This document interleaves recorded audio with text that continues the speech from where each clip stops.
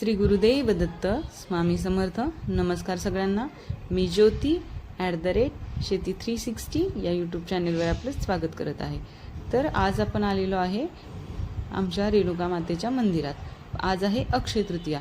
अक्षय तृतीया म्हणजे आपला सर्वात महत्त्वाचा मानला जाणारा सण आहे आणि हा 3.5 मुहूर्तापैकी एक मुहूर्त आहे। या दिवशी दिवसभर चांगला मुहूर्त असतो, कोणताही मुहूर्त बघितला नाही जात, उलट चांगल्या कामाची सुरुवात आजच्या दिवसापासून केली जाते।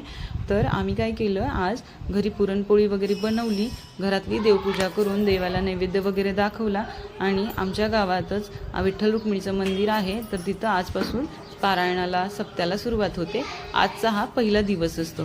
तर आम्ही काय केलं, पहिल्यांदा विठ्ठल रुक्मिणीच्या मंदिरात गेले, देवाचं दर्शन घेतलं, नैवेद्य वगैरे करून आणलेला होता, नैवेद्य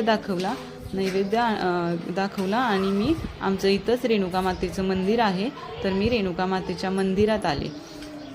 इथं आल्यानंतर खूप मन प्रसन्न होतं आईची मूर्ती बघून।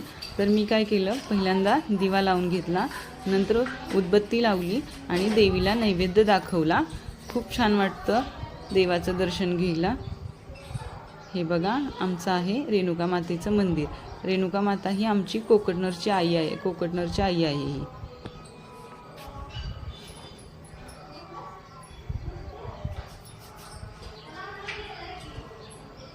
माझ्यासोबत संस्कृती आणि स्वरा देखील आलेल्या होत्या।